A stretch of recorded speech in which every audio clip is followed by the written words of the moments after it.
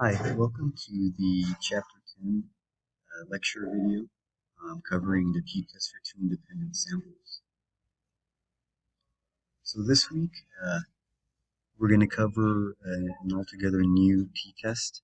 So last week we covered the single sample t-test, which is a test that compares a sample mean to some hypothesized population mean.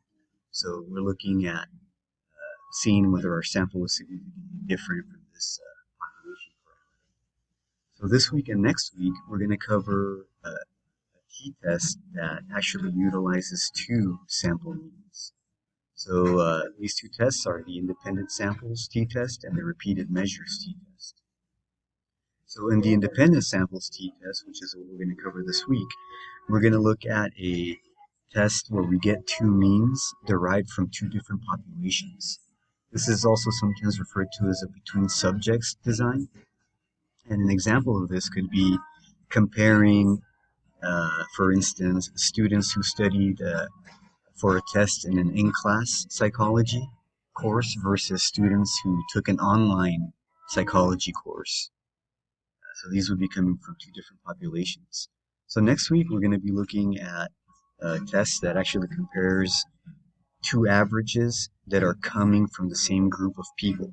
So typically this is comparing two test scores before and after some intervention or some treatment.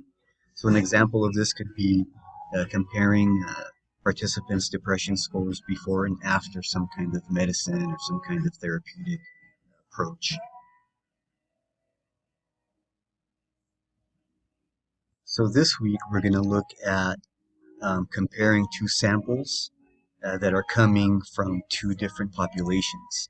So we're going to see whether those two samples are significantly different from each other, these two sample averages, so that we can make inferences about whether the populations they come from are significantly different from each other. So for this particular test, the null hypothesis would be whether there is an actual difference between these two population parameters. So if there's no difference between them, then that's zero, right? So if they have the same value, they're two distributions that are centered in the same place, they overlap each other, their difference is zero, right? So the alternative hypothesis then would be that the difference between these two population parameters is not zero.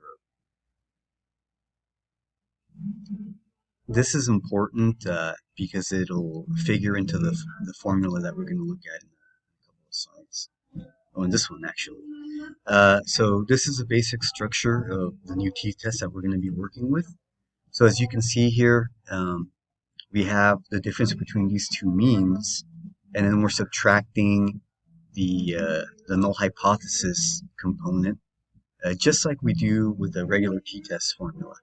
So in this case, since the null hypothesis is purported to be zero, when in practicality, in practice, when we actually work out our formula, we don't really need to include this component here. So everything from this minus sign to the right is really kind of unnecessary. We're really just looking at the difference between the two averages set over the standard error.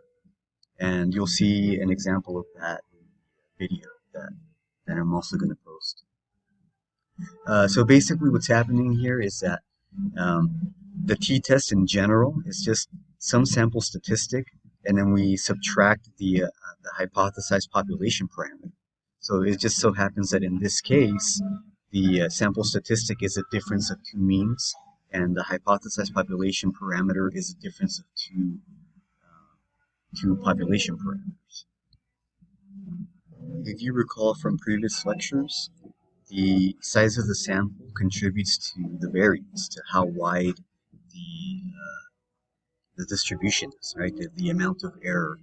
So since we're working with two different samples here, we might obtain samples that are of different sizes. So these different sample sizes create different variances. So this produces a bias in the way we calculate the overall variance. So in order to do that, we have this special variance formula, which we call the pooled variance formula. And this takes out the bias of having uneven sample sizes. So as you can see here, the formula looks very similar to formulas you've already seen before. So uh, the little s squared, that just means variance. So the subscript p stands for pool, obviously. So it's just simply the sum of squares of the first sample plus the sum of squares of the second sample set over the degrees of freedom of each sample. So our estimated standard error also is a little bit different. Um, and we calculate it using the pooled variance. So as you can see here, again, it looks very similar to what you saw last week, except that we have another term underneath the radical, which represents the other sample, right? So we're just kind of doubling up on everything that we've seen before. And our degrees of freedom, when we're looking up the cutoff critical t-values in the table, will be the 2 degrees of freedom added together. Right? So degrees of freedom for the first sample plus the degrees of freedom for the second sample. So here's a comparison of the formulas that we've seen so far between the single sample t-statistic and the independent measures. So our sample data, our statistic in the single sample t-statistic version is just a mean, whereas in this week's it's a difference of 2 means. And our hypothesized population parameter is mu. And here in the independent measures, it's the difference of the 2 population parameters, which is thought of to be 0. And our estimated standard error, as you can see here, is just a doubling up, adding another term underneath the radical. And our sample variance, again, is just doubling up on the previous one. So it looks very similar to what we've already seen, but now it's just representing the fact that we're using 2 different samples. So here's a rundown of our formulas that we're going to be using. The first one is the t-statistic. So usually the way I like to look at these is that I look at the final formula, and I look at it, I study it, I look to see what components I'm also going to have to fill in. So these are all things that I can get, right? So the degrees of freedom, you just need the sample sizes, which usually comes from the question. The means usually come from the question. So I can see here that I need a new standard error of the difference of means. So I can look over here to the standard error and look at the components and see that everything is pretty straightforward, and with the exception of the pooled variance, right? And then I can look at the pooled variance formula and see what information I need off of that. So that's the way that I usually go about solving these problems. I start at the top and I kind of go down, and then I start solving upwards. So hypothesis tests are basically the same thing. There's no difference between that. So this is just exactly the same as it was for the single sample t-tests. Similarly, you can do 2-tailed or 1-tailed tests. And the only thing that you just have to report whether you're doing a 1-tailed or a 2-tailed test, but all the information is also the same. You have the t, you put that in between parentheses, you have the degrees of freedom. Whatever the obtained t-statistic was, some information about whether it was lower or higher than your alpha. And also, if you have some measure of effect size, you would throw that in there as well. So the assumptions are similar to the single sample t-statistic. So the observation should be independent. The 2 distributions of the population should be normal. And then we also have this final assumption where the 2 populations' variances should be equal. This is called the homogeneity of variance. So yeah, of course, if we have different sample sizes, they might have different variances. That's what we're using the pooled variance formula to correct for. But the populations from where those samples come from should have the same equal variances.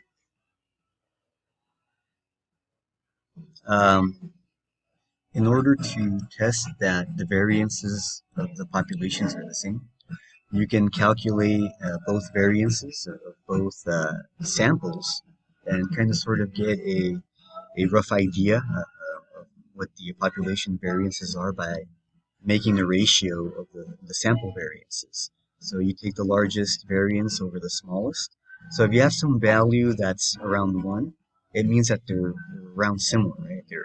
If their ratio produces 1, they're about the same size, something close to that. But you could also be more precise and calculate a statistic for it. So this Hartley's F max test compute, computes this number here, and we'll compare it to some kind of critical value in a new table that I'm going to present, and then see whether these two variances are significantly different from each other. So we'll take a look at the way the table looks in the next slide. But in order to look up the information in the table, we need to know k, which is the number of separate samples that we're using. So for this test, k is always going to equal 2. Then we need the degrees of freedom for each sample variance. So that's n minus 1. So in particular, this test assumes that we're working with even sample sizes. So if we're working with uneven sample sizes, we would not be able to apply this test to check the population variances. And then lastly, we need the alpha level. So typically, we use 0.05 or 0.01. So this is the way the test looks, or the table looks, I'm sorry. So you can see here that we have a table. At the top here, we have k, the number of samples that we're using. So again, for the independent samples, we're just always using 2, so it's this first column here. And then we need the degrees of freedom, right? So we should be working with sample sizes that are even to do this test. So it's just, whatever that sample size is minus 1. That's how we scroll down this first column. And the number in light face is a 0.05 cutoff, and then the bold face is the 0.01 cutoff. So the way this would work would be if we have two independent samples, size 10, and we're looking for an alpha level of 0.05, k equals 2, degrees of freedom would equal 9, right? So our critical value would be, we would look at this column here, and we would scroll down all the way down to 9, right? So if we were looking for alpha level of 0.05, then our cutoff value would be 4.03. So after we calculate that F max ratio, if it passes 4.03, then we would reject the null hypothesis that the two variances are equal, right? So it means that the variances are not equal, and we would not be able to perform the independent samples t-test. So for this kind of a hypothesis test, significance test, I mean, the researcher doesn't want to reject the null hypothesis, right? Because they want to be able to proceed and calculate their t-statistic. So finding a significant difference here means that you have different variances, and yeah, you have to use some other kind of test. So that's the end of what you would need to know for the first parts of Chapter 10. Make sure you go through the book, and then we'll do some more examples in class, and then finish Chapter 10 next week.